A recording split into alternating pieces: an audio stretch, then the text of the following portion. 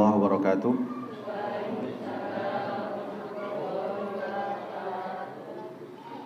Innal hamdalillah nahmaduhu wa nasta'inuhu wa nastaghfiruh wa na'udzu billahi min sururi anfusina wa sayyiati a'malina. May yahdihillahu fala mudilla lahu wa man yudlilhu fala hadiya lahu. Ashhadu an la ilaha illallah wahdahu la syarika lah wa ashhadu anna Muhammadan abduhu wa rasuluh la nabiyya wa rasula ba'dah. Qala Allah ta'ala fi kitabihil karim, a'udzu billahi minasyaitonir rajim. Ya ayyuhalladzina amanu taqullaha haqqa tuqatih wa la tamutunna illa wa antum muslimun. Wa qala aidan ya ayyuhalladzina amanu taqullaha wa qulu qawlan sadida yuslih lakum a'malakum wa yaghfir lakum dhunubakum wa man yuti'illaha wa rasulahu faqad faza fawzan 'azima. Fa inna asdaqal hadithi kitabullah wa khairal hadi hadi Muhammadin sallallahu alaihi wasallam wa syarrul umuri muhdatsatuha fa inna kulla muhdatsatin bid'ah wa kulla bid'atin dhalalah wa kulla dhalalatin finnar. Alhamdulillah, kita bersyukur kepada Allah. Allah masih memberikan kepada kita nikmat sempat, nikmat sehat, dan Allah memberikan nikmat taufik kepada kita sehingga kita bisa memanfaatkan sempat dan sehat kita untuk ibadah kepada Allah Subhanahu wa taala. Salawat dan salam semoga senantiasa terlimpahkan kepada Nabi Muhammad sallallahu alaihi wasallam, Nabi yang harus kita ikuti sunnahnya, harus kita dahulukan ucapannya, dan wajib kita cintai lebih dari siapapun di muka bumi ini. Para jemaah yang dirahmati oleh Allah Subhanahu wa taala, di kajian rutin kali ini akan kami sampaikan hadis Nabi Muhammad sallallahu alaihi wasallam yang diriwayatkan oleh Al-Imam Al-Bukhari dan Al-Imam Muslim di dalam sahih mereka.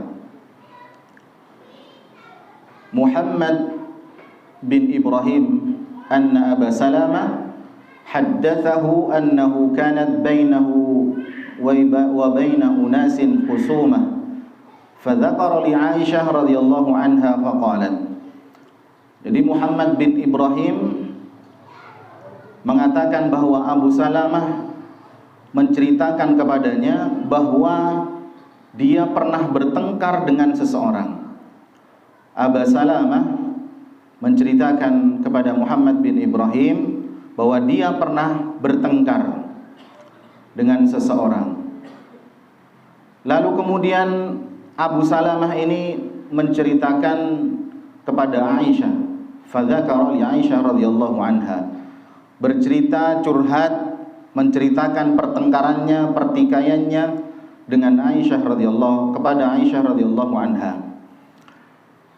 Faqalat, maka Aisyah mengatakan, ya Aba Salamah ijtanibil ard, wahai Abu Salamah, hindarkan, jauhi bertengkar dalam urusan tanah. Jadi Abu Salamah menceritakan pertengkarannya, pertikaiannya, persengketaannya kepada Aisyah. Ini pertengkaran urusan tanah. Maka Aisyah mengatakan ijtanibul ard, hindarkan, jauhi pertengkaran dalam urusan tanah. Kemudian Aisyah mengatakan, menceritakan sabda Nabi Muhammad sallallahu alaihi wasallam, fa inna an-nabiyya sallallahu alaihi wasallam qala, bahwasanya Nabi bersabda, man zalama qida shibrin minal ardi, barang siapa yang berbuat zalim, berbuat aniaya, mengambil hak saudaranya, qida shibrin, walaupun hanya sejengkal tanah, tuwiqahu min sab'i ardin, maka nanti di akhirat akan dikalungkan pada lehernya, akan dibebankan kepada lehernya sab'ina ardin, 7 lapis bumi. Di akhirat akan diazab oleh Allah Subhanahu wa taala, dikalungkan 7 lapis bumi. Tuwiqahu min sab'i ardin. Para jamaah yang dirahmati oleh Allah Subhanahu wa taala, kezaliman yang dituliskan oleh Bukhari dan Muslim di dalam kitab mereka, dijelaskan oleh para ulama bahwa kezaliman di dalam hadis ini khusus, bukan kezaliman dalam makna yang luas, tapi kezaliman dalam urusan tanah. Dalam urusan tanah. Dan kezaliman dalam urusan tanah ini adalah termasuk dari al-kabair. Kalau kita membaca, ingat lagi kajian kita dalam pembahasan kitab Al-Kabair yang ditulis oleh Al-Imam Adz-Dzahabi, bahwa kenapa di dalam Islam itu disebut dosa besar ketika dosa tersebut diiringi dengan ancaman keras dari Allah Subhanahu wa taala. Maka itu disebut dosa besar, masuk ke dalam Al-Kabair. Misalkan barang siapa yang mengucapkan ini, mengucapkan itu, kemudian dirobek nanti di akhirat, misalkan seperti itu, maka itu dosa besar. Termasuk ini orang yang mengambil sejengkal tanah dari tanah saudaranya, maka dia akan dikalungkan 7 lapis bumi di akhirat. Ancamannya seperti itu, dengan azab yang keras, maka masuk ke dalam al-kabair. Para jamaah yang dirahmati oleh Allah Subhanahu wa taala, azab yang ditimpakan kepada orang yang mengambil tanah saudaranya, yang pertama adalah azab di akhirat. Ada 2 di dalam hadis Bukhari juga. Yang pertama tadi Rasulullah mengatakan, man zalama qida shibrin minal ardi tuwiqahu min sab'i ardin. Barang siapa yang mengambil, berbuat zalim sejengkal saja dalam urusan tanah ini, maka nanti di akhirat dikalungkan pada lehernya 7 lapis bumi. Tanah 7 lapis bumi. Kemudian dalam hadis yang lain, man akhadha minal ardi syai'an bighairi haqqihi khusifa bihi yaumal qiyamah ila sab'i ardin. Siapa yang mengambil sebidang tanah dari bumi yang bukan haknya, maka pada hari kiamat nanti khusifa bihi yaumal qiyamah ila sab'i ardin. Dia akan dibenamkan oleh Allah sampai 7 lapis bumi. Itu di akhirat, dikalungkan dengan 7 lapis bumi, kemudian dia dibenamkan sedalam 7 lapis bumi. Itu azab di akhirat. Kemudian para jamaah yang dirahmati oleh Allah Subhanahu wa taala, ancaman untuk orang yang suka ngambil tanah saudaranya itu bukan hanya di akhirat. Di dunia pun ada ancaman dari Allah Subhanahu wa taala. Di dunia, di dalam hadis Muslim, Rasulullah sallallahu alaihi wasallam bersabda, wa la'anallahu man ghayyara manaral ard. Allah melaknat orang yang ghayyara manarul ard, merubah, memindahkan manarul ard, batas tanah. Jadi Allah melaknat orang yang memindah batas tanah, artinya mengambil hak saudaranya. Maka yang seperti itu dilaknat. Dilaknat itu adalah dijauhkan dari rahmat Allah Subhanahu wa taala, dijauhkan dari kasih sayang Allah Subhanahu wa taala. Kalau kita tidak diberikan rahmat oleh Allah, ya habis kita. Kita dibiarkan dalam kemaksiatan, kita dibiarkan dalam perbuatan dosa kita, sehingga kita tidak ingat kepada Allah Subhanahu wa taala. Maka hati-hati para jemaah. Ada atau banyak orang yang zalim dalam urusan tanah? Ada atau banyak? Banyak. Dalam urusan tanah ini banyak sekali. Ada yang batasnya kemudian dibuang, ada yang batasnya disembunyikan. Beberapa waktu yang lalu ketika saya bertemu dengan saudara saya, kemudian dia bercerita bahwa dia beli rumah, tanah gitu, ada pekarangannya, ada rumahnya. Kemudian iseng-iseng dia cek lagi, karena memang rumah itu nggak ditempati. Dia cek lagi batas tanahnya, kok nggak ada. Itu hari pertama. Mungkin ada yang nggak sengaja tepat pas polan tepat pas yalle gitu ya. Lama-lama berisnya menterong, mencapik di dalam tanah dia. Ya banyak kasus yang seperti itu. Ada yang sengaja menanam pohon pas di batas tanah. Ini kan ruwet kayak gini nanti akhirnya. Pohon itu kan nggak mungkin segini terus gitu ya. Tambah besar sehingga nanti dia masuk ke dalam tanah orang lain. Maka banyak sudah kita temui di sekitar kita, baik itu di berita atau di tetangga-tetangga kita, urusan tanah ini sampai urusan sejengkal dua jengkal, akhirnya sampai ada yang sampai bunuhan. Maka hendaknya kita ya biasa saja. Kita kehilangan satu jengkal tanah tidak akan memiskinkan kita. Kita tambah tanah kita sejengkal nggak akan membuat kita kaya juga. Saking tambahan sehektar kan kaya kita. Tapi kalau sejengkal kita pindah 2 jengkal, itu nggak akan membuat kita kaya. Jadi kita harus bersikap dengan baik dalam urusan tanah. Bahaya kalau kita ambil tanah orang lain.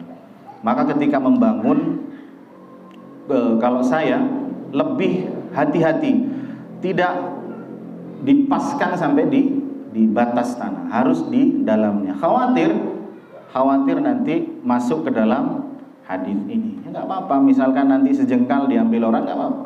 Pahala nggak ngasih sejengkal ping 70 meter misalkan. Ya kalau orang mikirnya santai tenang nanti ya biasa. Tapi kalau urusan orang yang berat dengan dunia, maka akan berat sekali. Urusan jengkal ini bisa rame nanti, bisa rame. Kemudian para jamaah yang dirahmati oleh Allah Subhanahu wa taala, itulah hadis yang memperingatkan kita agar kita ini hati-hati dalam urusan tanah ini.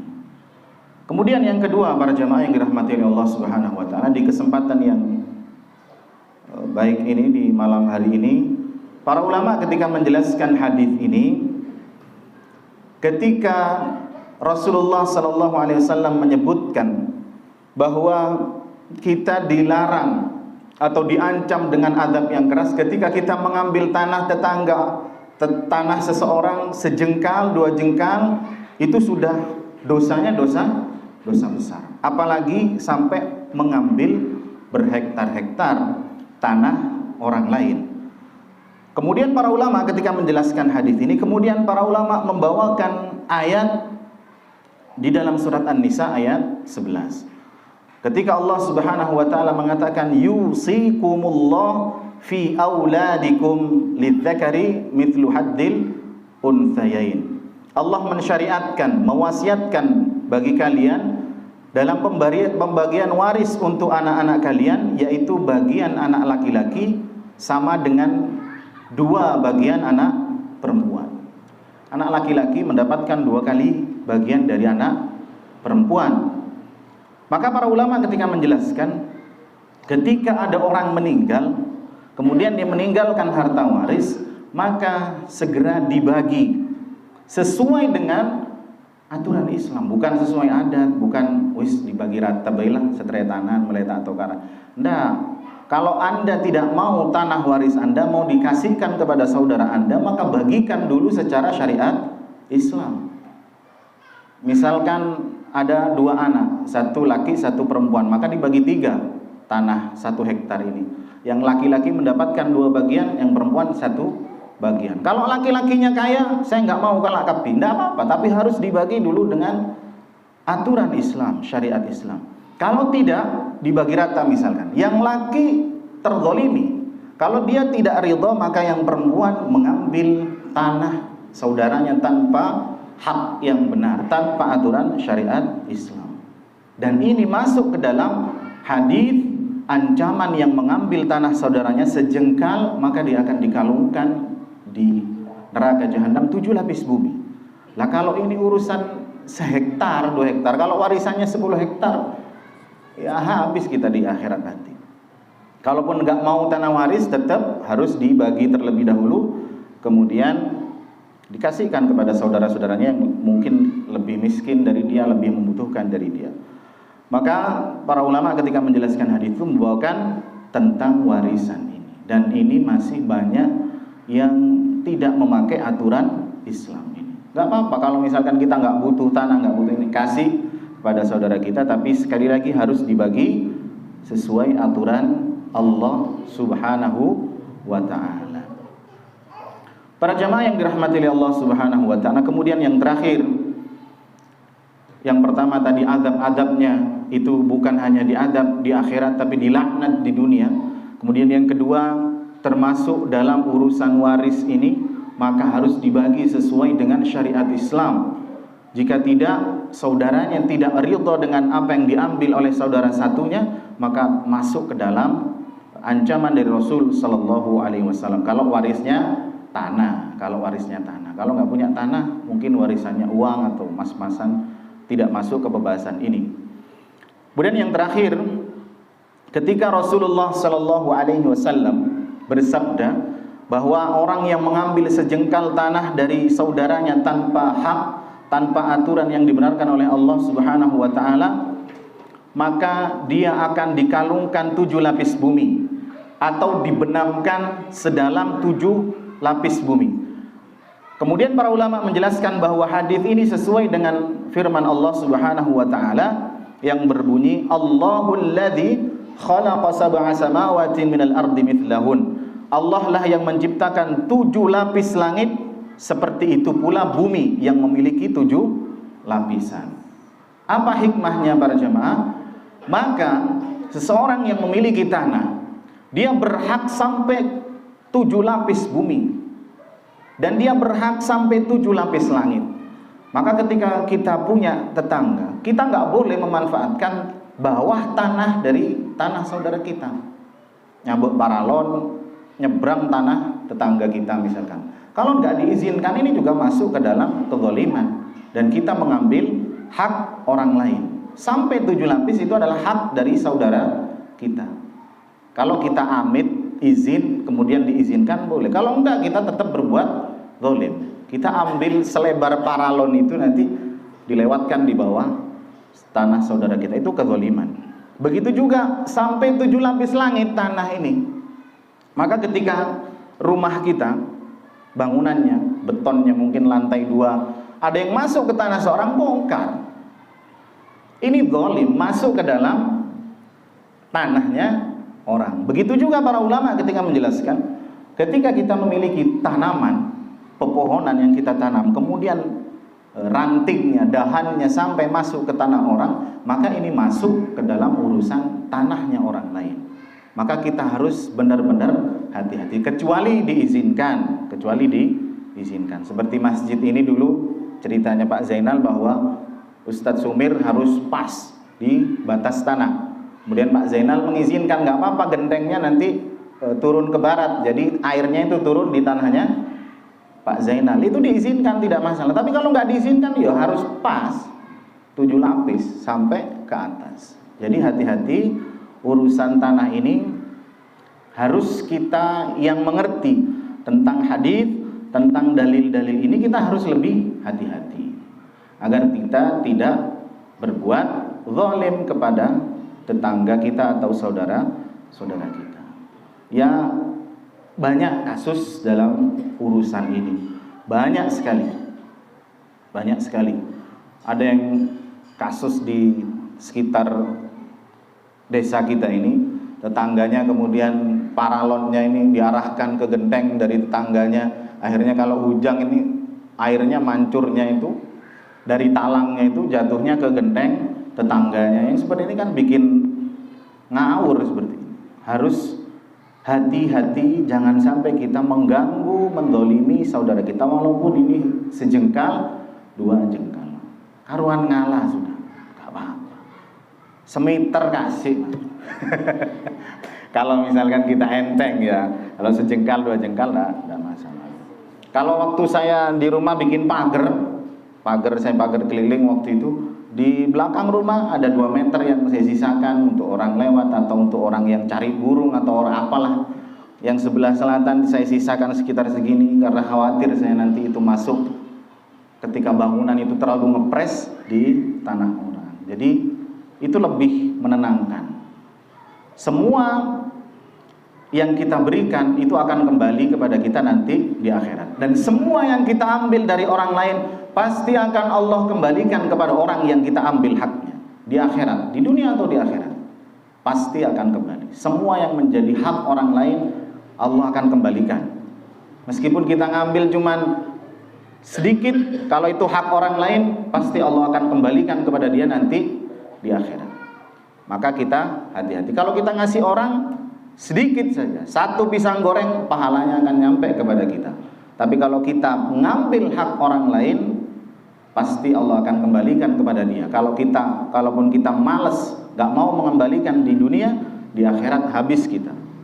Kita gak bisa mengembalikan duit, kita gak bisa mengembalikan dengan tanah. Yang kita punya hanyalah pahala kita. Kalau punya, kalau pahala kita sedikit, dosa dia yang diberikan kepada kita. Kita yang dihajar habis-habisan nanti di akhirat. Hadza wallahu a'lam bishawab. Mungkin itu yang bisa kami sampaikan di kesempatan yang sedikit ini. Mudah-mudahan bermanfaat. Mudah-mudahan kita semua diberikan taufik oleh Allah Subhanahu wa taala untuk mudah memahami agama Islam, mudah memahami Al-Qur'an dan Sunnah, kemudian kita bisa mengikuti apa yang telah dijadikan aturan oleh Allah dan Rasulnya. Subhanakallahumma wa bihamdika asyhadu an la ilaha illa anta astaghfiruka wa atubu ilaik. Assalamualaikum warahmatullahi wabarakatuh.